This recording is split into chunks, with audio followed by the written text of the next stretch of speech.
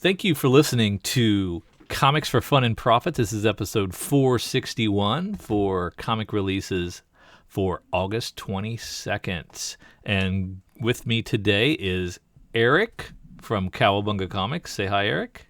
Hi, Eric. Hey.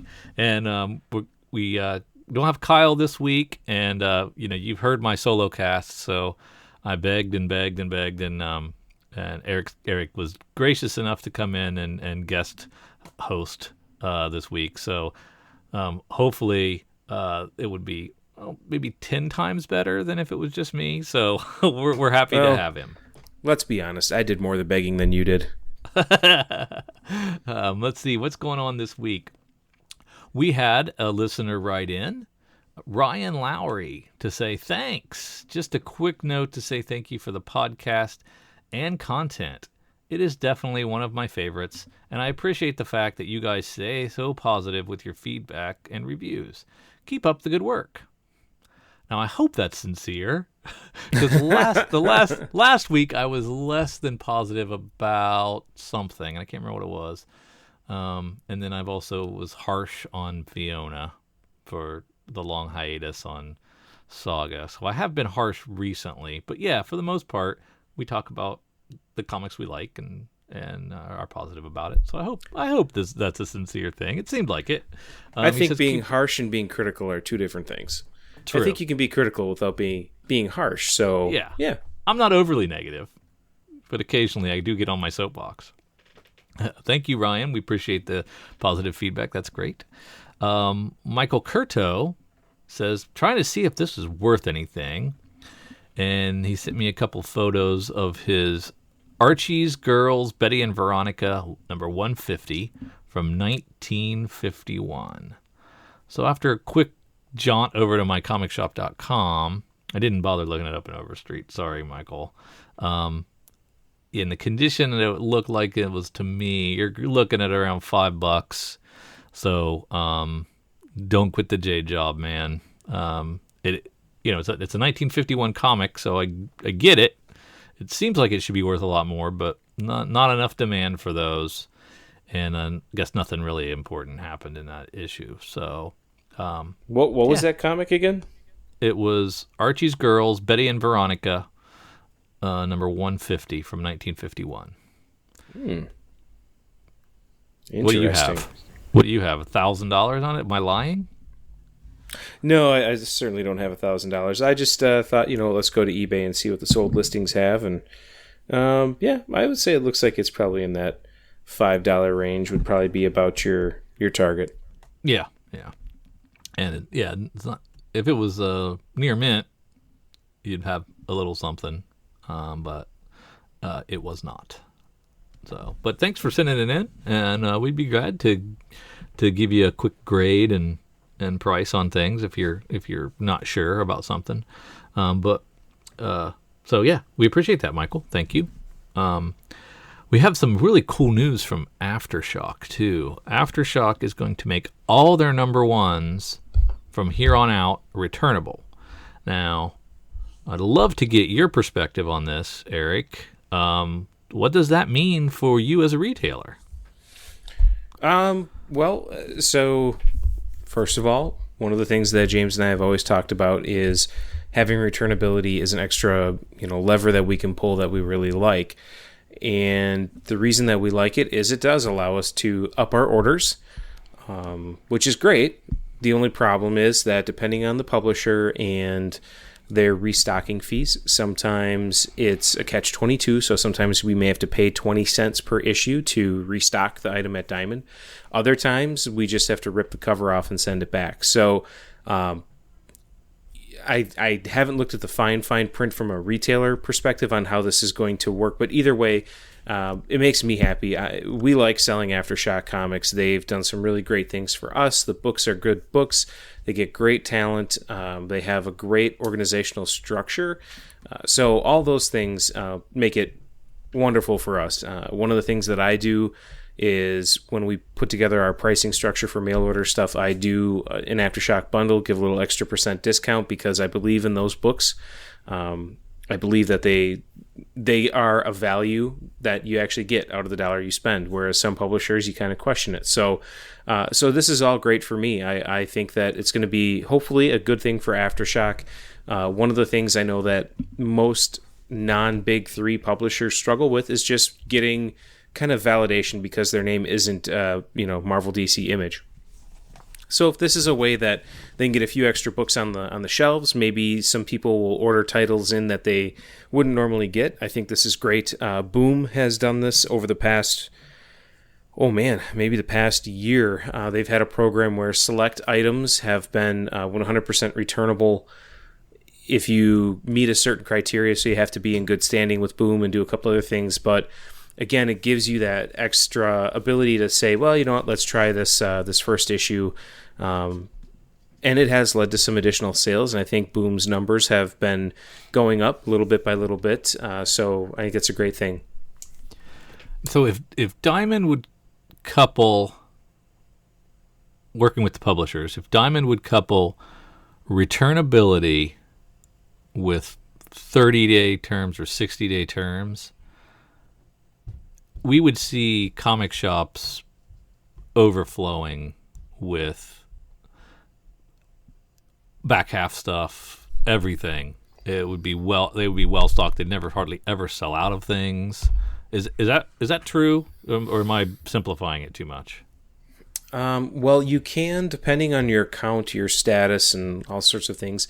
There are ways to get terms with Diamond. It's not the easiest thing in the world, and you can only restructure your account every 6 months or something like that. I think it's more on the publishers than Diamond.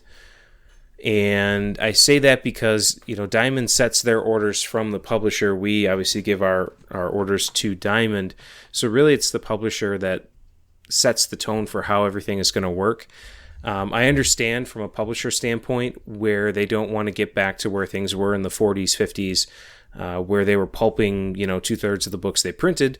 That's not a win for really anyone.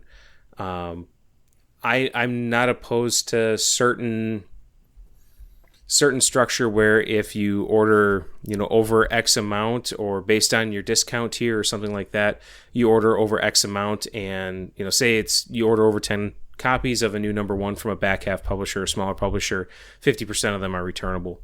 I could get behind a program like that. It would need to be a little bit more thought out than what I just said. That way it gives the publisher a little protection. The actual retailer has some skin in the game, but the publisher is also giving the retailer that flexibility to reach for those couple extra copies and maybe try and hook that extra couple readers. It's definitely something that's always talked about when there's retailer and publisher interaction and discussion at a grand scale. I don't know necessarily one-on-one how often it gets talked about. I know when James and I have the opportunity to talk to publishers one-on-one, returnability is not something that usually shows up. We're more interested in just being able to create a relationship so that, we've done this a couple of times. If a product is out at Diamond, we'll have connections that we can reach out to the publisher and say, hey, Diamond's out of this. I have one person looking for it. Do you have any at your office or in your warehouse? And many times they'll come back and say, yeah, I've got a couple copies. I'll send one over to you. So that's really where we're at, and that's fine. But I think all in all, if there were some sort of returnability more generally across the line, yes, you would probably see more books at the comic shop. But again, there is a catch to some of this. A small store would be wise to not go hog heavy on returnability, because you still have to pay UPS or FedEx to get the books from Diamond to you. True. You still have to pay to ship all those ripped covers back, if that's how they're doing it. Sometimes they ask, like I said, for the full book back, and then there's a restocking fee on top of it. So you got to be careful, because if you get too deep into it, you could end up paying more than what you would be paying just to have the book sit on the shelf. Yeah, that's my speech. But yeah, I think a little bit of returnability in some facet or fashion is never a bad thing, as long as it's not abused. Okay. I have oversimplified it then. Yeah, I was just thinking, well, if everything's returnable and I got 60 days to pay for it, then I'm going to take a flyer on 10 copies of this, Red 5 comic that no one's pre-ordering, but it looks cool to me, and I think if it's on the shelf, people might buy it, and I can make that call with less risk. But if it's going to cost me all the money I would have made in profits to box it up and ship it all back, and if there's restocking fees, I can see where that would be problematic. Yeah, it's every publisher is different. So for Boom, they just ask that they send you like an invoice, or it looks like an invoice that says, please destroy these. And, they take it on your honor that you're going to destroy those copies, which of course we do. It's just kind of how it works. But again, we're not out there abusing the Boom system, ordering 50 copies of a book when we know we're going to sell 3. Right? It's kind of a good faith thing that publishers put with the retailers in that regard, where if we would normally order 10 copies of a book, maybe we'll get 15. That's probably about the most we would get on top of it. And Boom is aware of that. Like, they can see your order trends, and they can see that because, if the first one and maybe the second one are returnable, and they see you ordered 50, and then 6, they could potentially take you out of the program and say, yeah, you're just abusing this and, doing whatever. So yeah, I'm fine with that as long as there's a little give and take. Yeah. Okay. Well, again, I got it wrong, so I'm glad. I'm glad you're here. I would say you got it wrong. There's just a lot of variables in it, and I think that part of that is because you've got Diamond as the middleman. Yeah. Right. We're not ordering direct from the publisher. Man, that would be a challenge too, though. I mean, oh yeah. After you get by, the big 2 and maybe some of the higher mid tiers, then there's so many publishers that have 2 books, and you'd have to negotiate with all of them and deal with all those invoicing and orders, and that'd be a hassle. Nobody wants that. Hey, we got some scuttlebutt that John Byrne is being wooed back to Marvel to write an X-Men book, perhaps called X-Men Elsewhen. Something like that. Yeah, I think this is a big push, I think, by C.B. Cebulski. He has made it known multiple times that his first comic that he read, I think, was X-Men 121, but it was a Byrne book, and for him, there's obviously a sentimental value to that, but he also understands the prestige that John Byrne brought to Marvel and continues to have, and obviously whatever happened back in 2000 with the messy breakup and all of that, we don't have the full details. I'm sure someone out there has the full details. I certainly don't. But if Marvel is able to get John Byrne back, and John is able to create at the same type of level that he was, or close to it when he was in his Marvel prime, that's certainly a win for both, publisher, for distributor, for shops, and most importantly for the fans, the readers, because I don't know too many people who say that John Byrne era X-Men, or really many John Byrne books for that matter, were bad. Yeah, he's very well thought of as a creator, so that'd be cool if that happens.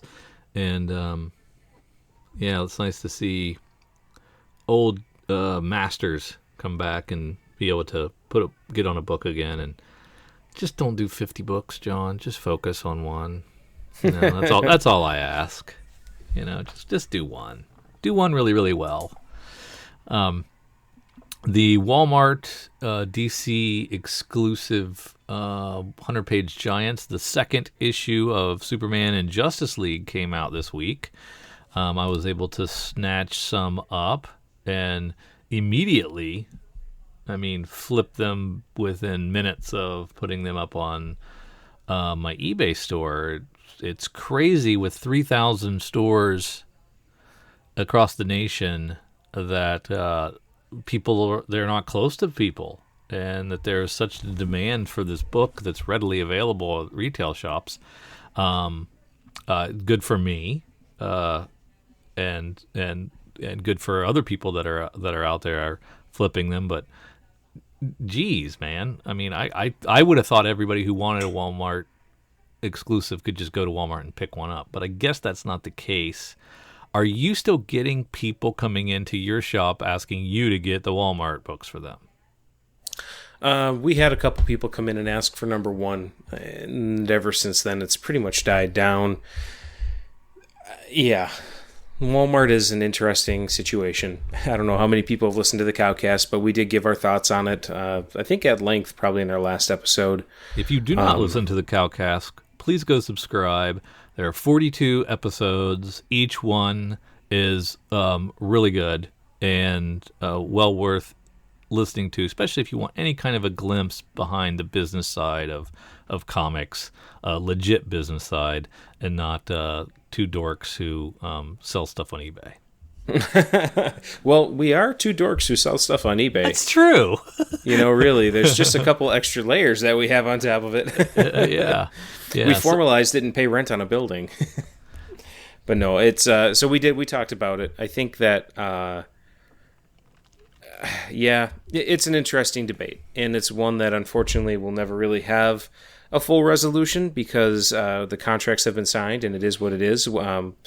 The actual comic retailing market will have access to the creative output, but it will only be in collected issue format. So that is what it is. I think it's a little bit of a shame, but I do appreciate the fact that DC is trying to reach out to a new audience. I do think that's a great thing to have happening. Not necessarily sure if this was the perfect way, but knowing Walmart the way Walmart is, they're not going to enter into an agreement if they don't get an upper hand somewhere. Yeah. And they are also very good at using their size to kind of throw their weight around from things. I know we've heard people complain about they didn't even observe street date. Well, they don't do that with any of their products, any of their collectible products. So, for example, Pokemon. We sell Pokemon cards. We do Pokemon pre-releases, and we are held to a specific street date. We get the product in a certain amount of days ahead of that pre-release so that we can get it entered into our system and have it all prepped and ready to go. Walmart is supposed to be held to that same street date. If we sell our product early and someone from Pokemon USA finds out about it, we lose our right to sell Pokemon product. We've talked to our reps and had said, hey, we've got kids coming in that are saying they're going to the local Walmart and buying this Pokemon product that doesn't come out for another 4 days. What's the deal? To which they say, well, it's Walmart. We really can't do anything about it. Wow. So, Walmart has that advantage and that edge where they have a size and a scale that I don't know if too many brick and mortar stores can battle. Target maybe, but so you kind of is what it is at this point. We just kind of move on. Yeah, I mean, I like the idea of comics all over the place. I like the idea of the Dollar General contract with Alterna. If that ever happens and they put their line in Dollar Generals, I think that's cool. They're not doing anything exclusive. They're just putting the same stuff that you can get in a comic shop there, which I think is better. Just to have the same product that you get in a comic shop all over the place, I think is kind of cool. Probably not for you, but I would much rather have that because we already have the captive audience. The people that come here on Wednesdays are going to come here on Wednesdays, and if you put the product in a different store and it's the same exact product, it would be different if Dollar General said, hey, we signed up with Diamond and we're going to offer the entire line of Marvel, DC, Image, and Dark Horse books. Yeah. That I would have a problem with because that could be a little, well, and I wouldn't really have too much of a problem with that either because it wouldn't be any different than, you moving to the next town over and opening up a comic shop. So really that one I wouldn't have as much, but. Well, I mean, Barnes & Noble did that. They did, but they had it under a completely different structure. They had $1 more on their cover price. They had returnability, and I want to say they were a week delay on books. So if we had a book that shipped on the 1st of the month, for them it went on sale on the 8th of the month. There was some sort of, with DC, there was some sort of an advantage that the comic shop had to try and maintain their audience, with Barnes & Noble gaining an extra audience. Yeah. So I guess, I mean, I want comics everywhere. I want them. I want the spinner rack back. Dang it!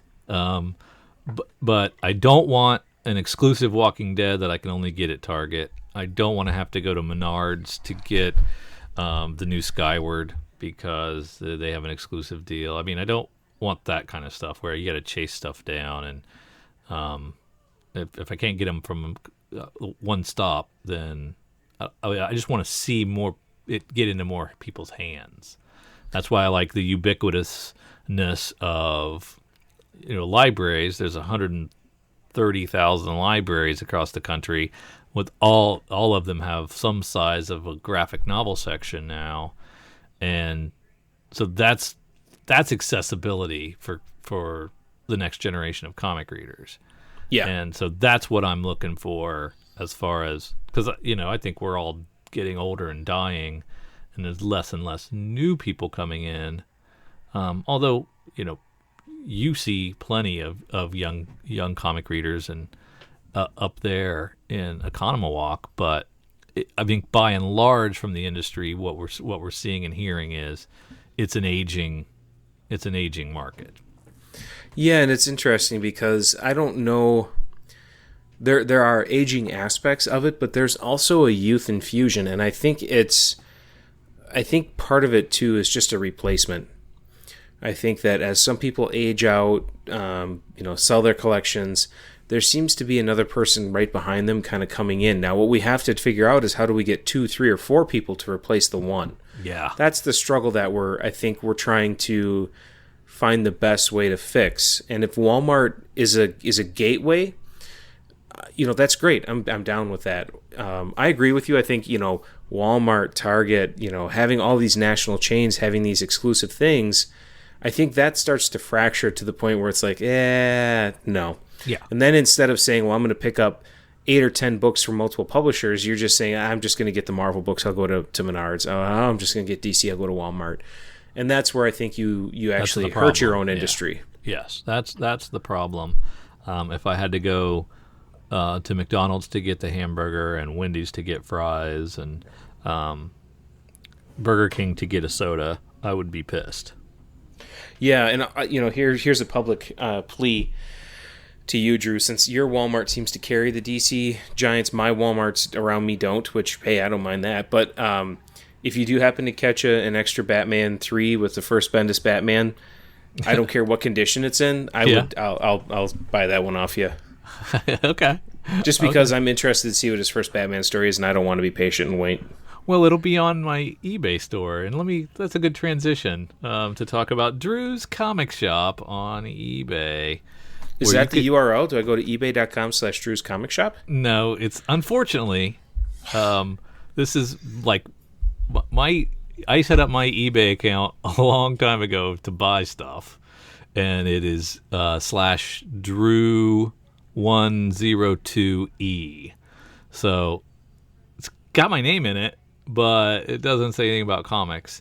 I'll put a direct link in the show notes, but I sell comics and vinyl there now, and it's actually selling more vinyl than comics lately, which is crazy, but people love the vinyl.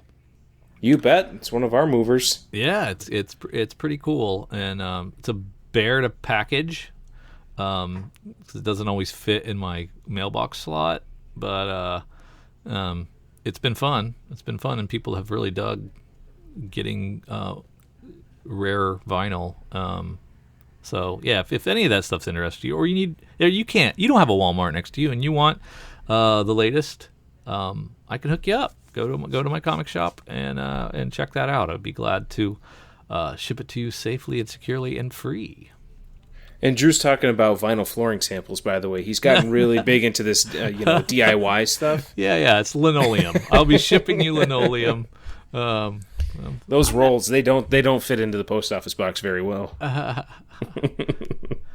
Hey, we got Comic-Con numbers. So we have sales numbers for July now.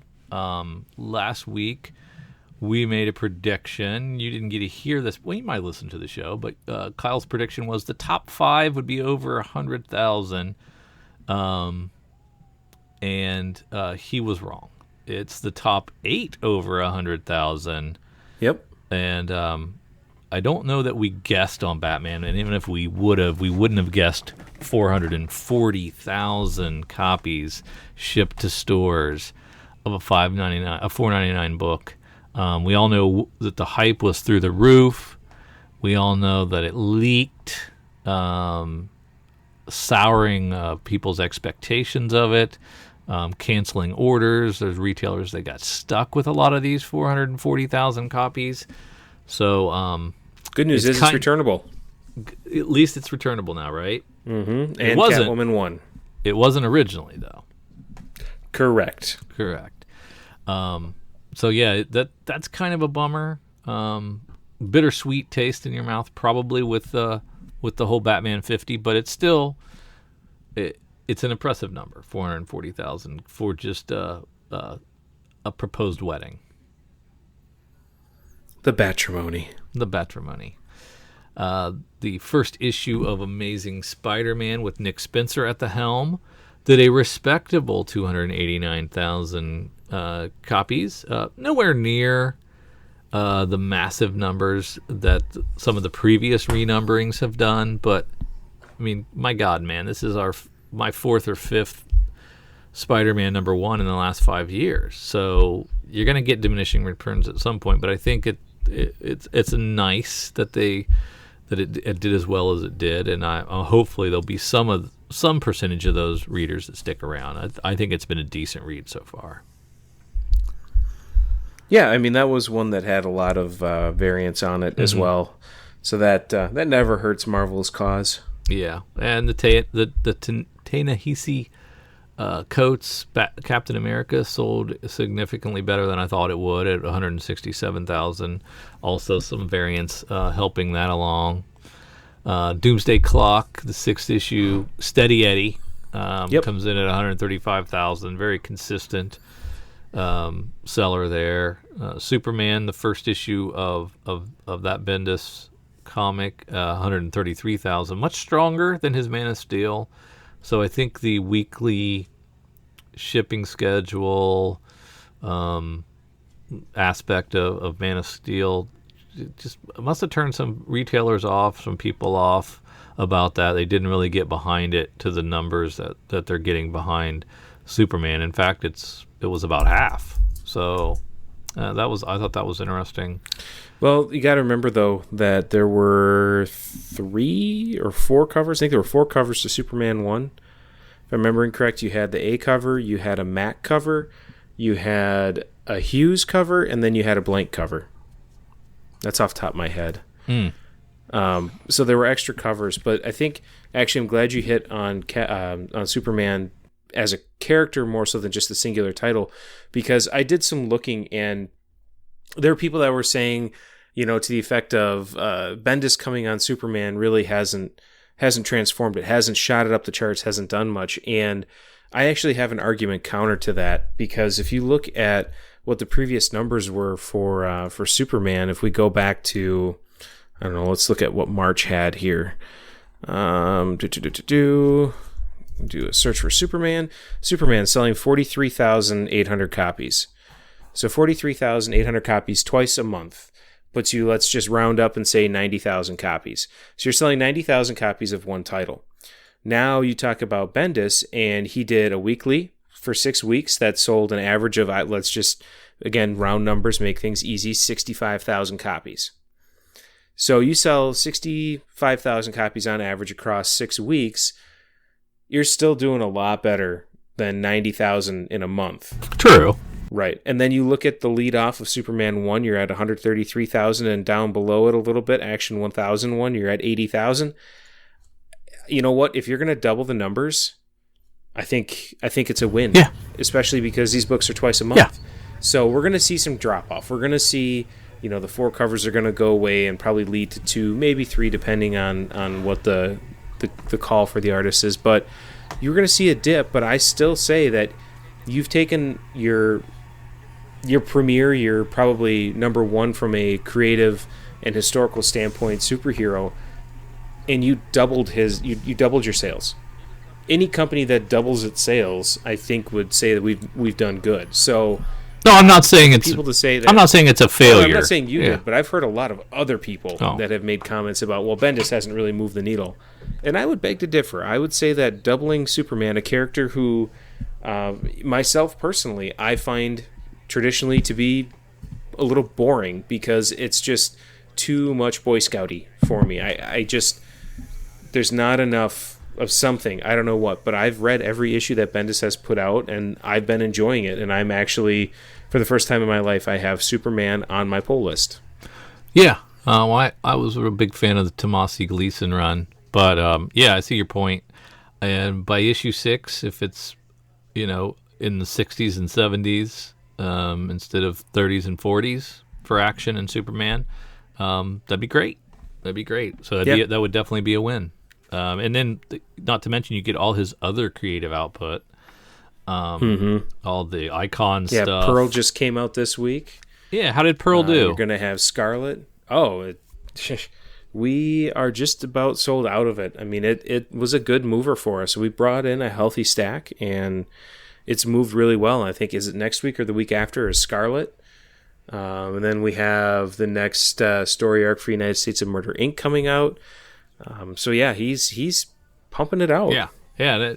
It seems like he might have had some stuff in the drawer at Marvel, and decided to just pack that stuff and bring it over here. So I like that. That's cool. He's really hitting the ground running and going to have a lot of things happening. And I think that can only be good.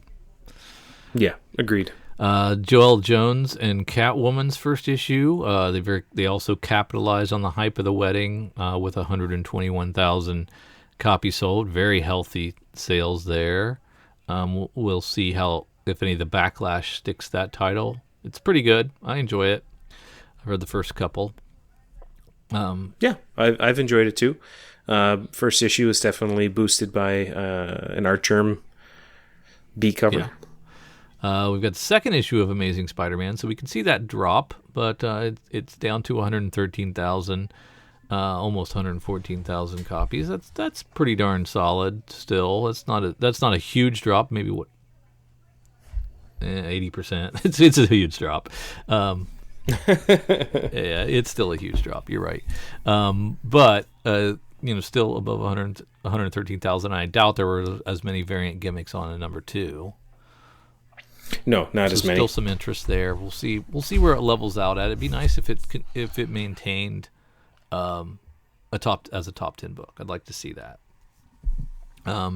Batman 51 still doing over 111,000 copies. Coming off the wedding, we're gonna have to see where that goes.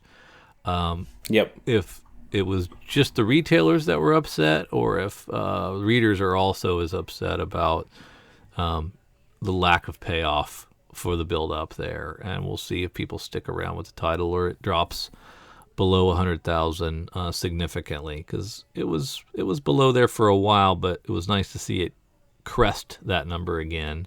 That's really the only ongoing comic that can maintain above 100,000 currently. So I think that's impressive, and I'd like to see if that maintains that. The switch in creators from Tom Taylor to one of the Tamaki creators. Is it Mariko Tamaki? I think it's Mariko Tamaki, yeah. Did really well with X-23 as a relaunch, 93,000. It was good. It wasn't as good as the previous run, but it was a good title. That's very healthy.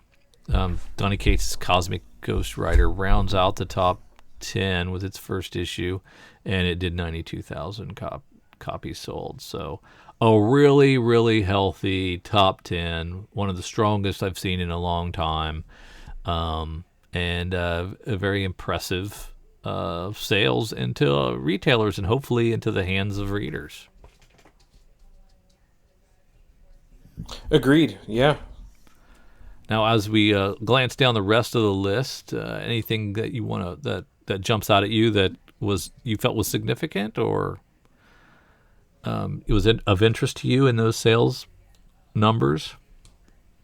Yeah, I have to admit, I jumped all the way to the bottom and looked at a few things, but I don't. There is no order. Kyle's okay. not here. There is no order. Oh, chaos. No, the one thing that I noticed was down at where the heck was it? 475 and 470. You've got Man of Steel 3 and Man of Steel 2, both with reorder activity over 1,000 copies. I think that's a great sign on a book that I believe has returnability. That, the fact that there's still reorder activity for Bendis's, first real arc, I think that's a great sign, and I like to see that, especially on a returnable book when you see more orders in. Yeah. That just means that the returnability was there, but people don't have to take advantage of it. So,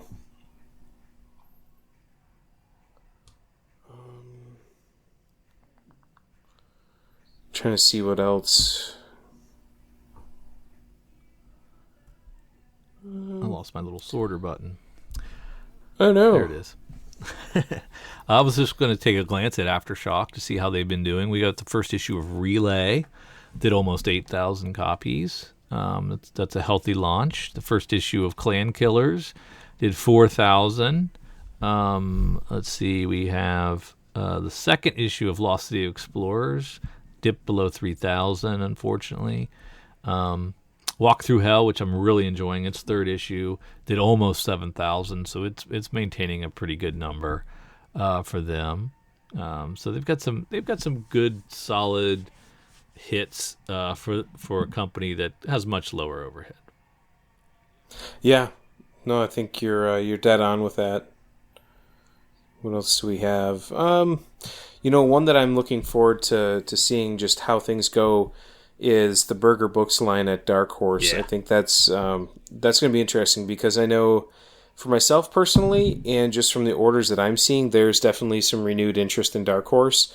And then also in this current month's previews, looking through the Vertigo books, it looks like we're trying to rekindle a little bit of that old Vertigo magic that seems pretty interesting. So I think those two smaller imprints on bigger publishers, I'm anxious to see how the numbers start to shake out for them.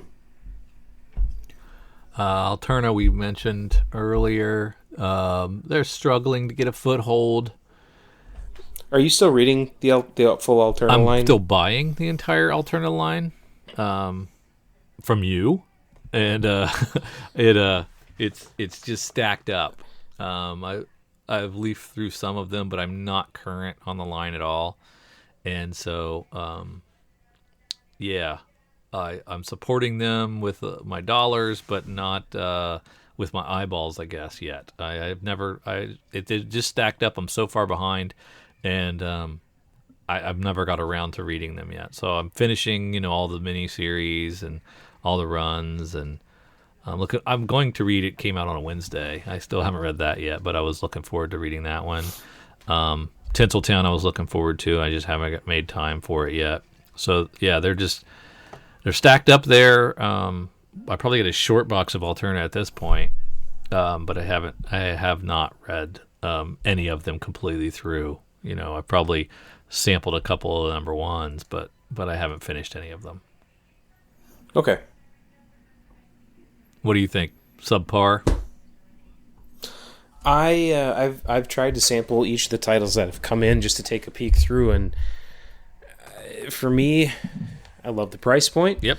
I love the newsprint. I love what they're going for. I just either I'm into the art or I'm into the story. The two never meet. Yeah, I can see that. So yeah, and that seems to be. I can tell you, unfortunately, they just don't sell off the shelf. They're just not selling. No. But on paper, no pun intended, but on paper, the low price point, the various genres, something for everybody. It makes sense that on a rack, they're cheap, they're disposable. People should pick them up, but there's not a recognizable superhero. So I get it. Right. I was just taking a look with DC and see how many issues they had over 50,000. They've got 1, 2, 3, 4, 5, 6, 7, 8, 9, 10, 11, 12, 13, 14, 15, 16. 16 books over 50,000. That's not too bad.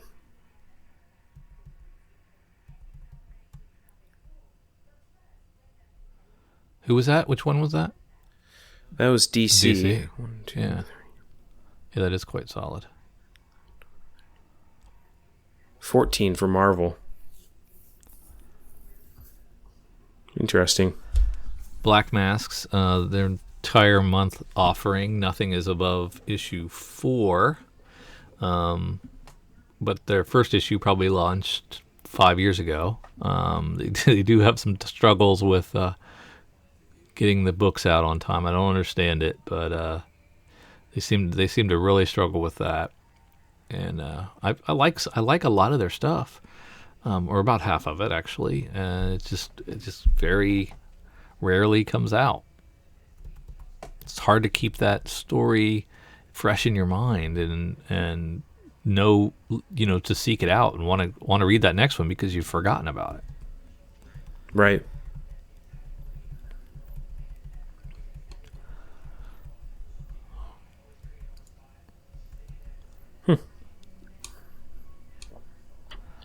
You got anything else on the numbers for single issues? I'm looking at Boom. Boom's most of it's under 3,000. Struggling a little bit. Dark Horse, some of their licensed properties seems to do pretty well. Black Hammer stuff's doing okay, above 10. They need a hit. That publisher needs a big hit, and I don't know if Black Hammer's enough. And you don't see a lot of Hellboy stuff coming out anymore. So really disappointed in the way Resident Alien went out. This was the issue 4, and so the final issue of that mini-series. There'll be one more mini-series. From the way I read the back matter, there might be a final mini-series, and that they're going to put this on the shelf and we won't see it again, which is really disappointing. But I can't blame the creator selling 1,700 copies that he doesn't want to, continue it indefinitely. So yeah, it sure was great. It's going to be a great omnibus when it's all collected, or hardcover of some sort with the 4 or 5 4-issue miniseries all together. That'll be great. I'll definitely want to look into that. But yeah, it's kind of a bummer when stuff doesn't sell to anybody else that you really love. And I experienced that more than most people, I think. The things that I love just do not click with anybody else. But yeah, that's about it. Nothing else really. There's a lot of number ones that do what number ones do, and we'll just have to keep our eye out for what it does down the road. Yeah, I mean, I think Dark Horse, I think there's a chance there. Once they get a few more titles going for the Burger Books, I'm going to be putting together a Burger Books bundle. It's a good idea. Just because I want to help push that. I think that, obviously under Karen Berger's watch with Vertigo, we had some just amazing books come out. You had Preacher, you had Why the Last Man. All-time greats. Sandman. Yeah. Right. And so these are, she's got the creator touch, and who knows? There could have been, 30 reasons why Vertigo started to take a little bit of a slide over the past decade or so that it did. Could have been her, could have been corporate structure that was keeping things in a certain place. It could have been creators not wanting to work for DC. Who knows? I don't know. So hopefully a fresh start for her. Getting those creators come back and do some new stories, I think, is going to be a good thing. I wonder if, the stuff you used to find in Vertigo, you can now find in Image and other publishers pretty readily now. The same tone and genre and style is now represented really well at Image especially. And so there's they don't really corner the market on that niche anymore. And, I think that probably has something to do with it as well, and a lot of those creators might have been at a Vertigo now are taking their stuff elsewhere. Quite possible. Yep. Which you may have alluded to. Let me allude to our C4FAP cover B Kowabunga bundle. Kowabunga bundle. Well, you Kowabungled that one. I did do that. These are all cover Bs. There's 4 of them. The Blackbird #1 with a cover B by Fiona Staples. Aaron Boys #1 with a cover B by Eric Larson. Exorcisters #1 with a cover B by Pia Guerra. And Juke Joint #1 with a cover B by somebody named Hawthorne, but I'm really psyched about the book, so that's why that made it into the bundle. All 4 of these, we're getting a massive 50% discount from the folks at Kowabunga Comics. You can also get the cover A's, and that discount's probably around 40%. But this is the cool one because it's a Comics for Fun and Profit bundle that is spec heavy with the right creators on the right books. And you can only get this bundle through Kowabunga Comics. And the best way to, well, just call up Eric right now. He's here. Just call him up. He'll take care of you. Yeah, I got nothing else going on. Or you can email him, Eric with a C at kowabungacomics.com, and send him an email and say, hook me up with this FOC, hook me up with, I want to get on your order list, or hook me up with the bundle. Any of those things, he'll take care of you. Or anything else you need from an LCS, he'll take care of you. Is there another better way to get a hold of you, Eric, that I did not mention? No, I'd say email is probably the best way. You can also go to our Facebook page, which is facebook.com/Incredicow, INCREDICOW. And you can shoot a message over to us. Chances are James will probably see that before I do, but he will pass the message on to me right away, and I will follow up with you however I need to, whether it's email or through Facebook. But yeah, email is probably the best way. I do send out a weekly FOC list. I try to get it out on Friday evenings because the list is finalized Friday at noon. It's usually pretty solid around Wednesday, Thursday, but I just tend to wait till it's finalized to make life easier on me most weeks. But I get it out to you Friday. You've got till roughly noon on Monday or till I come a-calling to see if you are placing an FOC order or not. And then we send out a monthly order form, and those are usually due back the last Wednesday of the month, second to last Wednesday, depending on how the ordering system works through Diamond and what they've got for days or how many release weeks there are. So, that's the system. And it's a good one. And it costs me lots of money, but I get lots of comics out of it, so it's really cool. And it could cost you lots of more. It could cost lots of more. Now, another cool thing is getting on the FOC list. FOC is final order cutoff, and Eric brought it early tonight because we're recording a little early, and was kind enough to get this thing hot off the presses. Nobody has seen this anywhere, so we're excited about that. Eric, lead us through this. What's on here that's of note today? Oh man, that is a great question. Well, at the top we start with where Kyle used to like to start in Dark Horse. There's really, it's kind of the typical items. One thing that they've got is the Frozen. They've got the Disney Kids books. So Frozen, Breaking Boundaries #2 is on there. The first issue has sold really well for us.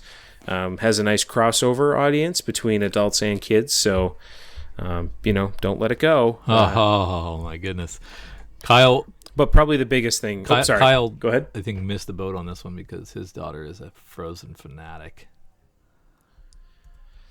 Yeah, mine too. I think last count we had 2 Elsa dresses and an Elsa nightgown, I swear. But probably the biggest thing that's coming out from Dark Horse that's on FOC right now is MST3K #1, Mystery Science Theater 3000. There's 2 covers, there's an A and a B, but this is one that I think a lot of people are getting excited for.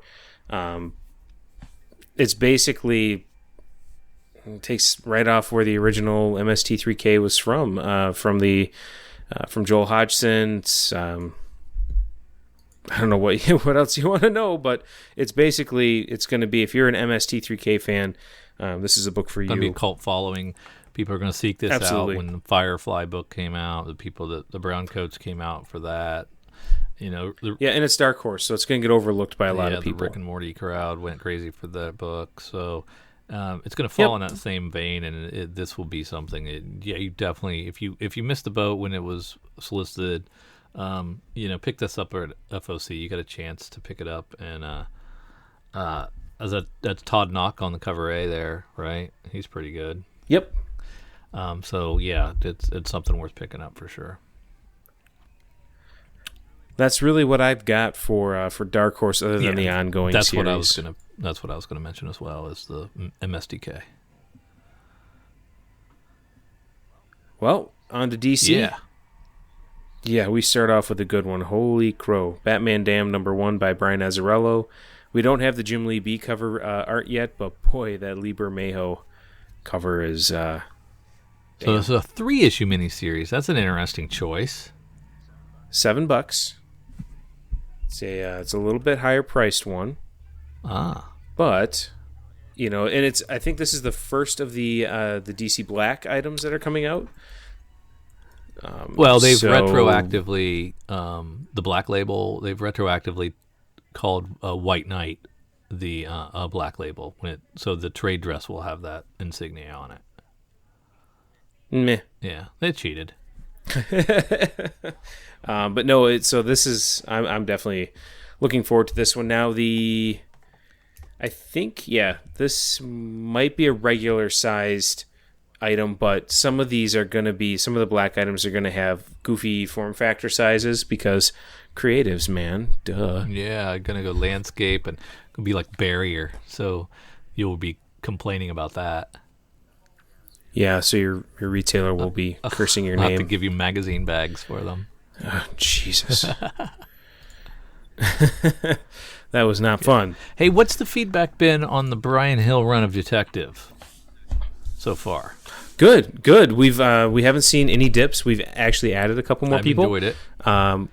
And people are really liking the Mark Brooks variants as well. So it's two really good things going for it. Yeah, it's got a really good feel to it. Reads really well. Feels authentic. Old school detectiving seems to be going on. I like it. Detectivizing. Yeah. That's right before that, though, is probably the biggest of the DC variants. Is Catwoman 3. It's an Art Germ cover. At the B, a.k.a. Stanley Lau. Yep, the B. And it is beautiful. The guy's good, man. What can I say? Yeah, I'd like to know what his settings are in Photoshop to do that. It's really beautiful. I think it goes into God mode when he starts doing things because, he's a really, really nice guy to chat with. Very humble, but boy, his art really jumps off the page. Yeah, you can see it. There's some people aping his style a little bit now. I've noticed. I see a little bit more of that sort of style, and I'm like, well, you're stealing art germs. You can tell it's not him, though. Yeah, well, it doesn't stack up, but no. Probably next up, as far as things of note, would be the Sandman Universe House of Whispers #1. We've got both a standard and a variant cover. What's the scuttlebutt for the Sandman Universe? Are people, old school Sandman fans, coming out and just ordering the whole lot, or are they picking and choosing? How's that working? Picking and choosing, but we actually found a number of people that came out for Sandman 1 that had never read Sandman before, and they were all hoping that it was a good jumping on point. Wow. I snagged it for myself, but haven't read it, so we'll see. But there was a lot of excitement for it. The covers were really cool. They're good-looking covers. And speaking of covers, House of Whisper #1, did you see who the variant cover artist is? I'm clicking right now. Oh, Bill Sienkiewicz. So I'll put you down for one. I'll have to check. I might already have that on order. If you don't, I'll put you down for one. I miss that stuff. Sometimes I do, though. I definitely do. Sometimes you do, and I usually catch it for you. Yeah. It's my beloved Scooby Apocalypse, the 29th issue. Oh, man. You got to check out the Yasmin Putri Red Hood and the Outlaws variant. This one, I think, might be one to keep an eye on. It sings of the same types of thing, like that Batgirl 23, and a couple other of those covers that just came out of the middle of nowhere. Oh, the Nightwing, was it Nightwing 41 or 40? That the almost all blue cover. But this one is very visually fetching, and this might be one for people to keep an eye on. Dripping Red Skull, I like that. Or Dripping Red Hood, yeah, I like with that the a bats. lot. Yep, with the bats flying out the blue and the black, I think to signify Nightwing and Batman. New costume, new weapons. Make a note of that for myself.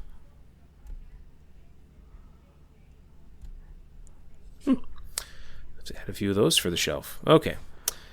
Scooby Apocalypse. Go ahead, continue. Oh, I just have to point it out because it's almost reached 30 issues. Scooby Apocalypse has almost reached 30 issues. I think it's the only thing left from that whole launch by far. I think everything else is gone from that whole launch of those restyled Hanna-Barbera things. Pretty sure they're all gone. But I just would have never guessed it'd be pushing 30 issues, and I've read every one. It still freaks me out that I love it so much. It's crazy. It's crazy. It makes it. I don't know what it says about me, but I dig it. Then beneath that, we've got the Suicide Squad with a variant by Mattina. Those are always big sellers. Then Superman with a Hughes and Mac variant How's covers. the Mattina Project Superpower stuff? Was that briskly pre-ordered? It hasn't come out yet, right? Yeah. Issue 0 and issue 1 have come out. Both have been pre-ordered very well. And from what I've heard from people that have been reading it, they've actually been enjoying it quite a bit. I read the 0 issue. I have not read the first issue yet, but I enjoyed the 0 issue quite a bit. Anything special happening in Titans 25? Not that I'm aware of, but I can be dense at times. So sometimes they do stuff for the 25, the issue that land on those numbers, and sometimes they don't. You never know. Right. I mean, Titans has been a good book to read. Dan Abnett's doing the writing, and it's been enjoyable. So. Yeah. People that read it like it. And then you got your Wonder Woman variant by Jenny. And who's the new creator on this? Orlando. Eek. Oh, yeah, Steve Orlando. Eek. Nice guy, but his stuff doesn't work for me. Jenny Fresen she's been cranking these out for... Has she done all 54 B covers? No, Frank Cho, I think, had the first 7. And then there was that falling out between Rucka and Rucka was trying to influence Cho, and Cho said, fine, I'll take my talents elsewhere, and he went to Harley at that point. Yeah, and those have been great covers. Sure have. That's all I have in DC. You want to take a look at IDW? IDW. I have enjoyed the Black Crown Quarterly. That's a pretty nice book. I like it. It's kind of got that Dark Horse Presents feel to it. Sure. But, probably not flippable. It's not all about flipping. No, we're fun and profit. Because if it was all about flipping, you probably wouldn't be getting Scooby Apocalypse. But I have flipped my Scooby Apocalypse. Wow. Yeah, I sold those pretty easily. Surprised. That should be your spec pick every week, then. It's crazy. I think I still have some copies of Fred's Death, though, if anybody needs it. Yeah, I don't really have too much in IDW. Yeah. IDW is a publisher for us that we don't do quite as much as we do with some of the other ones. It's so heavy in licensed properties, and unless you're into that property, who cares? Yeah, and I think they lost a significant amount of people from our store when they started doing that massive Transformers crossover, and then they did the full-on licensed toy crossover. The Hasbro stuff. Oh man. Yeah, it just got to be way too much for people, so that actually kind of just turned them off, unfortunately. Well, let's go to Image then, my baby. Yeah, you can drive this one. I'll ride shotgun. Read Beauty. If you're not reading Beauty, go back and get that $9.99 trade for the first volume, because it's fantastic, and it's really been strong, and nobody else is reading it, but doggone it, it's good. Cemetery Beach, I've completely forgotten what that is, so I need to take a look at that. Warren Ellis and Jason Howard. Oh, the Trees guys are back together. Trees are something a lot of people liked. I couldn't get into. Yeah, I enjoyed Trees. It just started moving a little too slow for me, so I ended up dropping off. There's the 20th issue of Copperhead. Another great one. Hey Kids Comic. Anybody get that Shaken book? Yeah, we sold a decent amount of those actually off the shelf. And here's a chance to get another of the censored and uncensored charity variants for Hey Kids Comics number 2. These are only available through FOC, so I ordered a couple of the Unnaturals last week, and I'll probably take a look at some of these and see if any of them strike my fancy this week. Is that the only ones offered this week? Oh boy, that's a good question. Down here. Yeah, that's the only one. Yeah, it's the only one that comes out this week, so it's that one or nothing. I got 2 things to call out. Alrighty. One is not a spec book at all. It's a trade. It's Dead Hand. If you haven't been reading Dead Hand and you are at all interested in Cold War or Soviet espionage and all of that stuff, it's actually I've thoroughly enjoyed the book. It's been fantastic, and I would recommend anyone take a go at it. I sampled the first issue and then dropped off, so maybe I should give it another gander. You should. And then the other one that I'm looking forward to is MCMLXXV number 1, which I believe is Roman numerals for 1975. Okay. But it's a Joe Casey book, and it's a Manhattan cab driver that happens to be a badass monster fighter who wields an enchanted tire iron. Very nice. Sounds pretty good to me. I'm excited about Man-Eaters. I really enjoyed Bitch Planet a lot, and this has that same kind of sensibility to me, So I'm thinking this is going to be written by Chelsea Kane, though, with art by Kate Nimchik and a cover by Leah Maternick. This is good stuff, I think. I think this is going to be a good one. So if you like Bitch Planet, I think you'll like this. And Bitch Planet just kind of fell off the face of the earth and we lost it. So I don't know what's going on there. But Man-Eaters number 1, another opportunity to get that.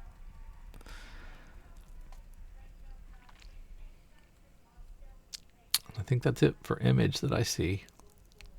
Cool. As we take a look at some of the Marvel books available, there's some stuff going into second printings. We've got the second issue of Captain America, Cosmic Ghost Rider, Death of Inhumans, all going into second printing. We've got the second printing of Amazing Spider-Man 3, so a lot of books selling through. A lot of it's sell-through, and then another part of it is manufactured scarcity? Manufactured collectability. Yep. Well, they know what they're doing, though. Wouldn't this be driven by retailer demand for the book? I would... is that also naive? Yes, because these are announced many times before the original comes out. Yeah, that's true. How would they know it's so true? on the Wednesday On the Tuesday before the Wednesday the book hits, Marvel will announce second printing for whatever book.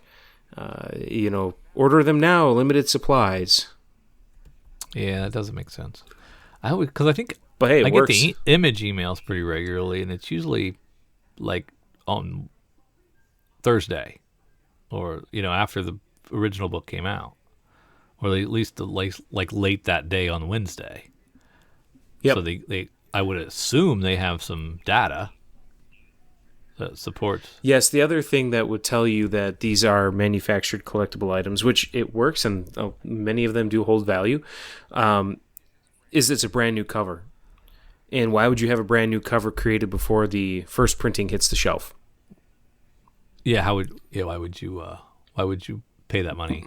Why would you pay an artist? Right. Where'd that cover come from? So, True, but that's the ones I like too, so I don't mind it. Exactly. I don't mind it. Because and that's a very thin when, DC actually does a reprint of something, it's usually just a recolored cover. Yeah, true. You are exactly true. It's like I'm in this industry. Yeah, you know your stuff. So Iceman did not do well. So let's give him another 5-issue miniseries about 3 months after the last one goes away. So it's back. So if you like that, you can get more of it. Huzzah! Enjoy. People seem to like the Infinity Wars a lot. A lot of people talking about that stuff, and issue 3 is out. You got Journey into Mystery, Birth of Krakoa. Sergeant Fury and his Howling Commandos face a mission unlike any they've ever tackled. Yeah, that's not my style. Do you like that era? I certainly don't mind World War II era. I'm a history guy. I like, Yeah. if you put me in that setting, I'm gonna enjoy it. So old school Captain America is probably right up your alley. Oh yeah. Yeah, that's cool. I forgot what Rising Omega is. Let me double check what that is. Devin Grayson. Oh, that's an all ages book, or younger. Yep, it's the Miss Marvel Squirrel Girl. Yeah, I forgot about that. Giddy up. Yeah, not for me. They don't have to be for me. No, they don't. We've got some. I would say. I was just. We got some True Believers that's focused on the Defenders. So we got a Cage, Daredevil and the Defenders, Jessica Jones, Alias, and a Luke Cage Hero for Hire, all for $1, and all like their early seminal work. Yep. And shortly underneath that, Venom number 3, third printing. Venom number 3 was that was the big hot Venom seller with the first appearance of some guy with an apostrophe in his name that I can't remember off the top of my head. Okay. So that's definitely one that I would say, as a potential spec book might be, especially if you have an A cover for the first print and you happen to have the second print, and then you have the third print, it might be a decent thing to put up a set. There were tons of covers or printings of that first issue, weren't there? Yeah. 4 maybe? Sorry, I was just checking. It was the first appearance of Null, the symbiote guy. Yeah. Who's okay. And they're already selling for $8 a pop on the old eBays. And that was issue 3. $12 for this guy. Holy Moses. He must have had a good description. Lots of pictures. That's the second print is selling for $12. Oh, that's the second print. Yep. Oh. First print looking like it's 20 to 25. Dang. I was negative. I was negative about Venom too, so eating my words again. Yes, you were. Eating my words again. Doggone. He ran out of hats to eat after the whatever that first one Stabby was. Bunny. Stabby Bunny, that's right. Anything else in Marvel? No. Let's see. Boom doing anything. Ooh, Low Road West. That's a first issue. They have an incentive variant, a 15 copy incentive variant, so that'll cost you a little bit.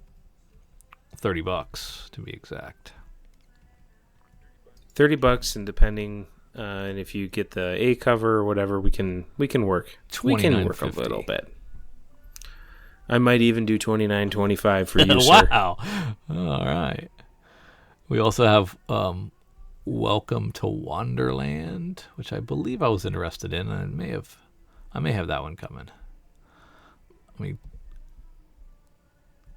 damn link's not working, but that's all right. Beggars can't works for me. Beggars can't be choosers. Yep. What is that? Can you read it for me?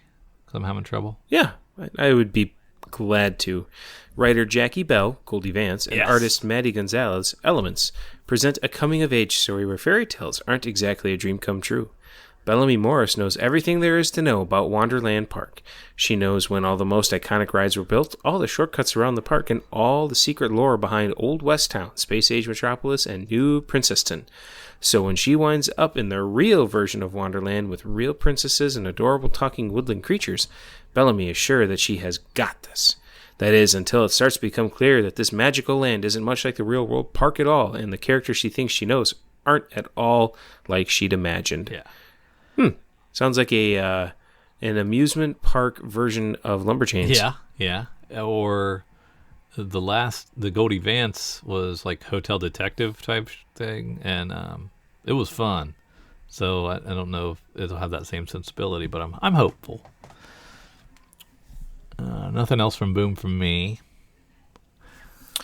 Ditto. I don't see anything in Dynamite. I'm enjoying Nancy Drew, but I don't know if you need to buy 4 covers of it. Action Lab, I don't do much of their stuff. So it gets us down to Aftershock with Moth and Whisper #1. And that's not Jonathan Hickman on the cover, is it? No, Jen Hickman. It's a young adult cyberpunk thriller starring a genderqueer super thief. Moth and Whisper is the brainchild of Ted Anderson, My Little Pony and Adventure Time, and Jen Hickman, Gem and the Holograms, and the Dead. All right. Interesting. Now this Archie 1941, there were some preview pages in the back of one of the previous Archies that I've read, and it was okay.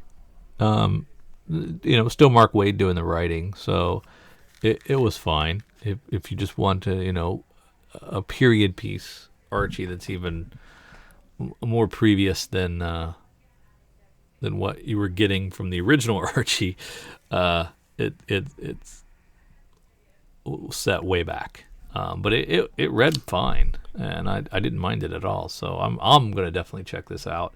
I'm curious if there's going to be any kind of heat on it. I don't know. I don't know if anybody's pre-ordering it much in your store, or it's on anybody's radar. But I liked what I read.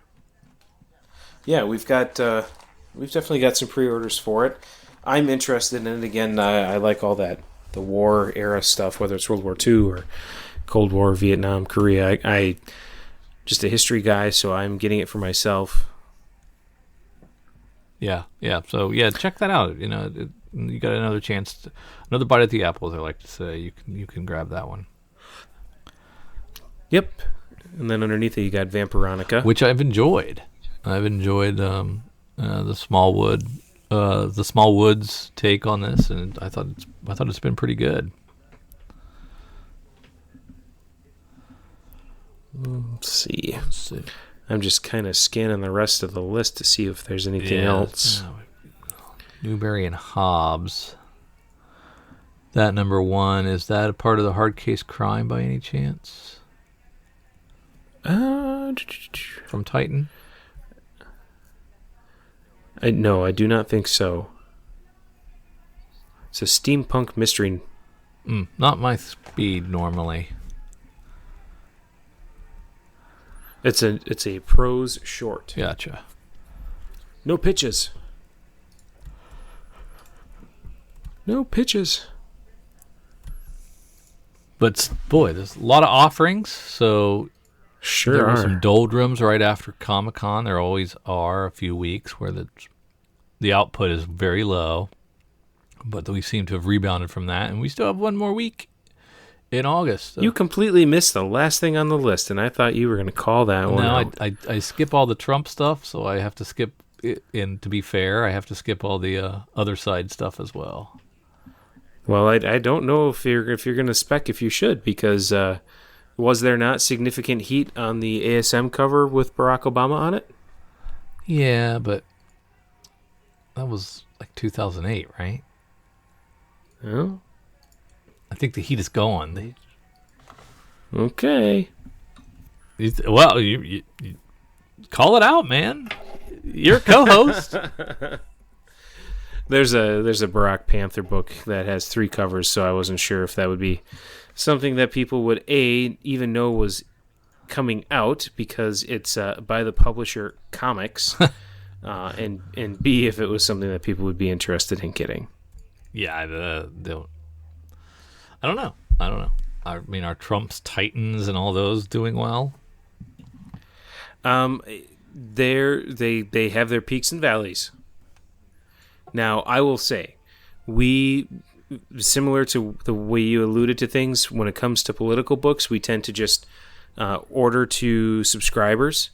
And if people come in after and ask if we got it in, we will usually just tell them we got it in, but all the copies are gone. We can look to reorder it if you want. Mostly because there's enough political stuff inside the regular offerings that the last thing we need to do is start kerfuffles over covers. So totally understandable. But if you're one of those people who would want to have that, just make sure that you get your pre-order in for your FOC order. Nice.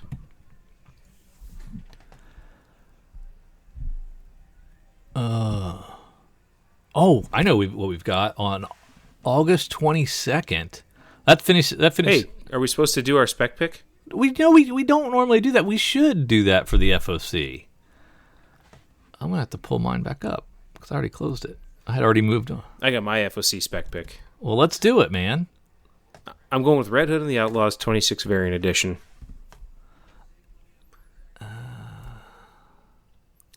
I think that Yasmin Putri cover is going to be one to potentially get, and then I do have a second one, but I will let you go before I throw my other one I'm going to out. go with Mystery Science Theater 3000 #1, and I'm going to go with the cover A because Kyle's here in spirit, and he always says go cover A. So I'm gonna go with MSTK. What's your wild card? My wild card is going to be the Venom 3 third printing. If especially if you have first or second printing to bundle up with it, that'd probably be a good one to have a nice little set of.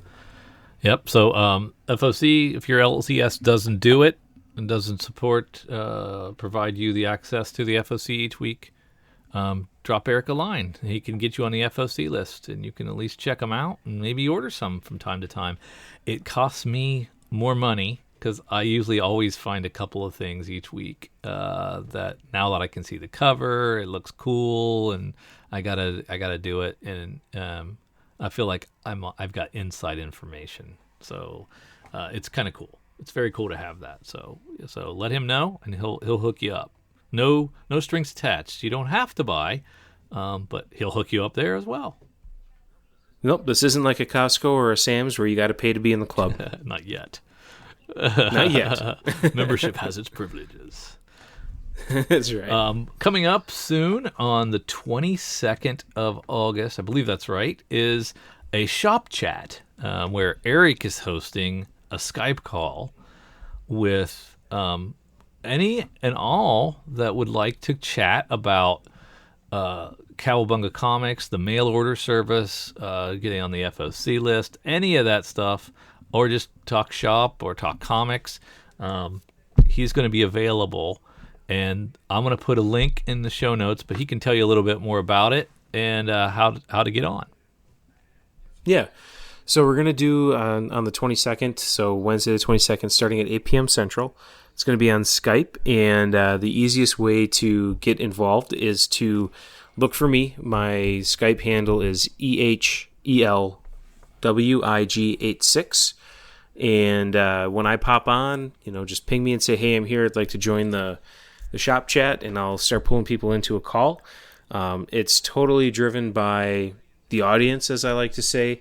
This is we've never done this before. On our podcast, we will talk about a lot of different things from a retailer perspective, but there are sometimes people have a follow-up question, or we don't want to go into as much detail on a recording just in case. We do try and keep some things close to the vest, but we may let a few extra things slip. This will not be recorded. It's not meant for that purpose. It's really just meant as kind of an extra little thank you for those of our customers and people who listen to it and want to talk about it, and kind of a fun opportunity for James and I to do more of like a live show type thing where we get to interact with people that either listen to our podcast or listen to us when we jump on yours, Drew, or if we're on John's, things like that. So it's going to start at 8. It'll probably run maybe a couple hours. At the most. We're probably not going to go deep into the night because it's the middle of the week and we all have, some of us have multiple jobs to do. But it's just an opportunity that we thought would be kind of fun. James will be there as well for at least the first hour. He is going to be packing up and going to Wizard World Chicago the next day. So depending on how late it goes, he may have to jettison so he can get himself squared away for that. But that will be the plan. That's awesome. Yeah, so I'll put that information in the show notes on how best to do that, or just rewind the podcast there and listen to it again. Right. Let's hop over to the sneak peek at next week. These are comics coming out August 22nd in your comic book shops, and we'll start at Image to see what's coming out this Wednesday. We've got Cold Spots #1, and this is another Colin Bunn book. Who's done a fantastic run on Harrow County and countless other things. So this is about psychological terror, the undead, and a supernaturally bitter cold coming together in the spine-tingling new series. So sounds kind of interesting. Colin Bunn, very prolific creator, does a lot. Let's see. Got a second issue of Die, Die, Die. Which I think it was FOC only, right? Or through the retailer. So it still hasn't been in a previews yet, I don't believe. The first issue was fantastic. I'm psyched for this issue as well. I've got a couple issues coming I'm excited about, so I can't wait to read the second issue. I was really, really blown away. I thought it would just be a gore fest for gore fest's sake, and that was not the case. It was a well done comic. So get it. Yeah. Kind of a lot of the standard fare. You've got the next issues of Hack/Resurrection, Hit Girl. You've got a Postal Trade, which I know you were big on, yep. Drew. We have Volume 7 coming out, and then Redneck, number 14, Royal City, number 14. Those are both coming out. Those are always, good sell-through on those. Saga 54 is the second printing, which that is the end of the... That's the pause mark, right? This is the intermission stage. The cover is the same, just has a little bit of text in the lower right corner that says second printing on it. So it's the same cover. There was a very important plot point that occurred during this, and it also marks the end of Saga for a year, at least. BKV said a year at least. So this will be your last chance to buy a Saga single issue comic for a while. So I think you get this. It's going to be a much lower print run than 54 was. Something significant happens. There's going to be demand for Saga without any Saga. So I think it's worth picking up. Cool. The third issue of Shanghai Red, that's been really good. The first two issues were great. So it's a good read. Nothing else in Image from me. Let's head on down to Dark Horse. We got Beasts of Burden. This is Evan Dorkin doing the writing, and Benjamin Dewey doing the art. Both really good at their jobs. This is about a heroic pack of canines known as the Wise Dogs set off on a mission to clean up a Pennsylvania corridor plagued by seemingly unrelated occult disturbances that include a fire salamander and a horde of mutant lurkers. A link is found among the various disturbances, leading our heroes to a mountain village inhabited by a survivalist witch cult who have discovered the existence of a blood lure attracting occult forces, creatures, and many more terrors to Burden Hill. So I don't know this series. It says it's back. I never heard of Beasts of Burden, but I know these creators are great. So I'm going to check this out and see if it makes any sense to me. Sounds good. When did the original series come out? Do you know? Ooh, I do not know. I will not lie. I don't. It has to have been a while ago because I don't recognize it at all. Let's see what I can see. Oh, that's okay. I don't think our listeners care. Oh, it's no trouble. We also have Black Hammer: Age of Doom, which has come back with a vengeance and been really strong. Picked up right where it left off. I'll be honest with you. I didn't go down the rabbit hole on any of the little side quest comics that came out that were tie-ins for Black Hammer, and I heard they were all really good. So I'm probably going to have to go chase those down at some other point. I heard you could read those on their own. You don't need to have read Black Hammer. So I plan on revisiting those at some point. But I still love Black Hammer. It's really, really great read.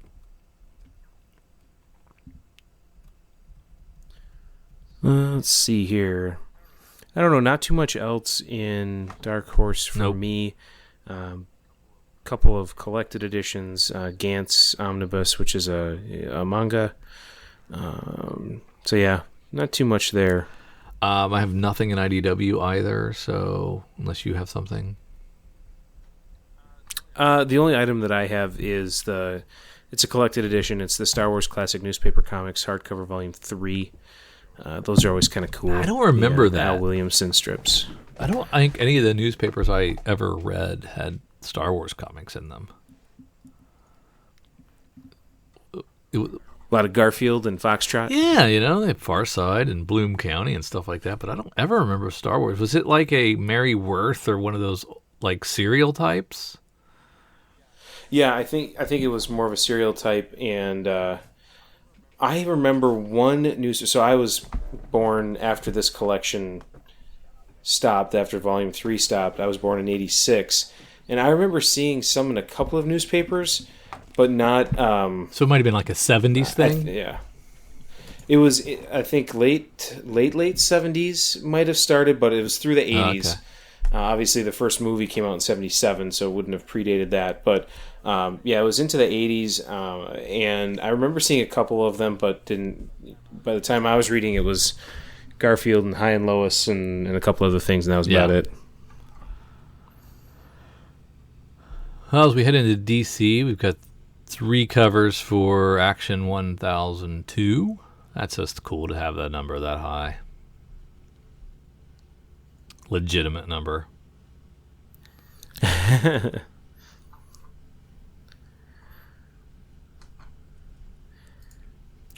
I'm looking forward to Batman Kings of Fear. Scarecrow is one of my favorite DC villains, and there's a cover B Sienkiewicz cover on it.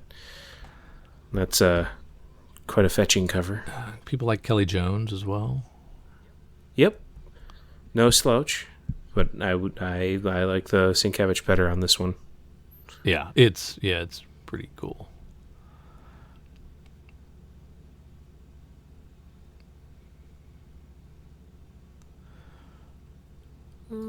Flash has been enjoyable.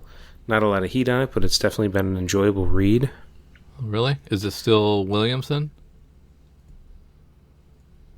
Yeah, still Josh Williamson. Yep. Sorry, I was in the process of pulling up Justice League Dark. This is one that we weren't too sure how it was going to go, but it's been a great seller for us. A lot of people going after it. I don't know if it's doing anything on the secondary market. Yeah, it's James Tynion, so I don't like him very well. I mean, I like him as a person, but his stuff usually gets long and Scott Snyder-y. not in a good way. But we'll see. We'll see. I haven't read it yet, so I haven't read the first one, but I will. Do me a favor. Go to Teen Titans 21 Variant Edition. You tell me if you've heard of this artist and seen work that he, I think, maybe she, but has done before. Alex Garner, and see, that has that same kind of filtery. It's an amazing cover, and yeah, I think Kyle was harping about this before when it was on the FOC list, and that's a great cover. But I've not heard of that person. Have to comics DB him. That's great. I believe that might have been Kyle's pick once too when that was on FOC.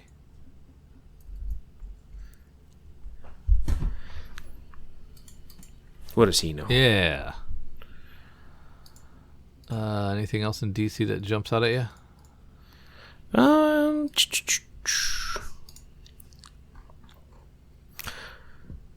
Other than the Jenny Frison Wonder Woman cover, not so much. She's got a different tone now of the covers. Kind of gone with that islandy feel. But no, that's it. Well, as we head down to Marvel, we've got let's see.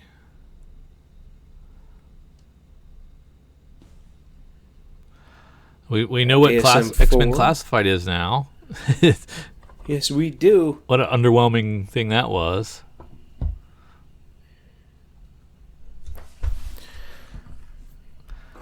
No comment. Mr. and Mrs. X, whoop-de-doo. So then we have a new Punisher relaunch. Matt Rosenberg, Greg Smallwood doing the cover. Art by Simon Kudranski. It's all great. It's just unnecessary. Unnecessary number one. But yeah, it looks great. So if you look at Black Panther number 3, the cover artist for this was probably our most sold Black Panther number 1 variant artist in Hyuk Lee. That's nice. The purple and blue that he likes to use on the covers is just, it's gorgeous. And this is the A cover. The only cover. Is it, or is there one in the we got to go to that variant list? Oh, really? Okay. Maybe. Gotcha. So, yeah, there's 2 more. There's a Campbell variant, which, holy Christ, that's cool. That one was not available at FOC. Damn. We have West Coast Avengers relaunch. It's number 1. West Coast Avengers, of course, was one of my favorite comics as a kid. Loved this comic. And this cover makes it look like hot garbage. But it is Kelly Thompson, who I think is a really good writer. And I'm hoping that the story's better on the inside than the cover looks like it's going to be on the outside. And I'm going to I'm going to be patient. I'm not going to have a quick draw on dropping something. I'm going to give it a full arc because of my long history and love for the title.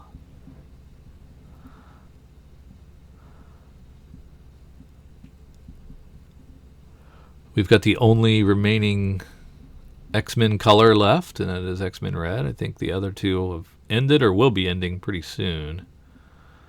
So right. X-Men Red's the only one left. And is there a black coming? X-Men Black? Is that right? It rings a bell, but there's been so much X lately that I'm not gonna lie. Yeah, we got Uncanny coming. We've got this John Byrne thing happening. A lot of X. We're hunting for Wolverine all over the place. Can't find him.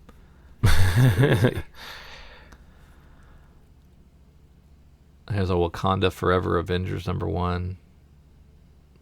It sounds like they're just throwing comic titles in a hat and pulling it out. Let's mix this one in with that one. That'll be great. Another great Venom cover by Ryan Stegman. You gave up on this, right? No, I was Okay. about to. And then I was publicly shamed by you, Kyle, several others, Twitter. I'm glad that peer pressure was able to get I'm you easily to manipulated see by reason. the opinion of others.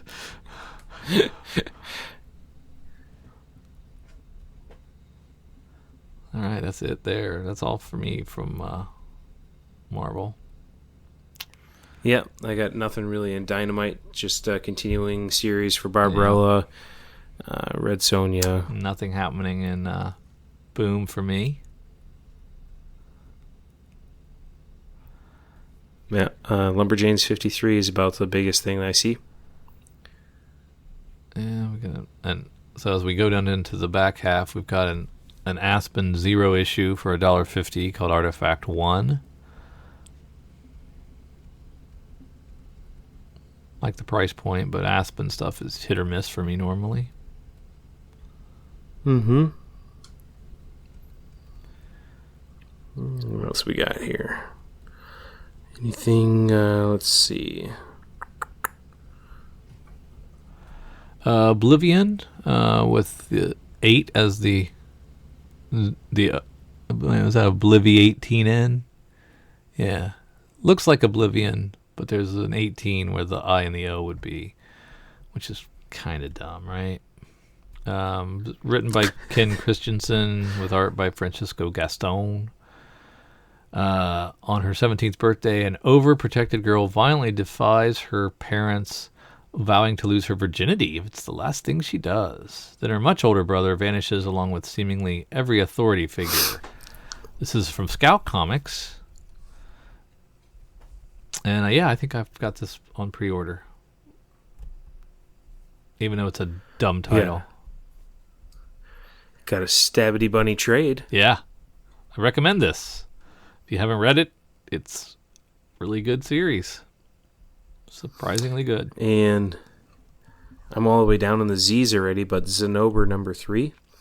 This is a Scout comic book as well. This is a book that has sold out very quickly every time we've gotten it in. We've actually had a real good run of Scout comics lately. The Mall number 1 was one of those. Zenobra's been great.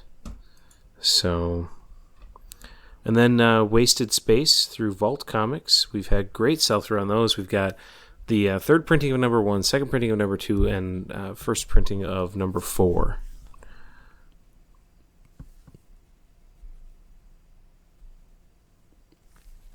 Yeah, I think that's all I have.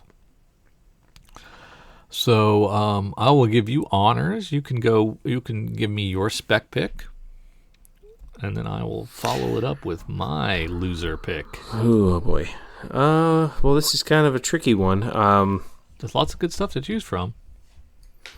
There is. I think that you can't go wrong with Die Die Die number 2 because it was not something in previews. It may have been under ordered.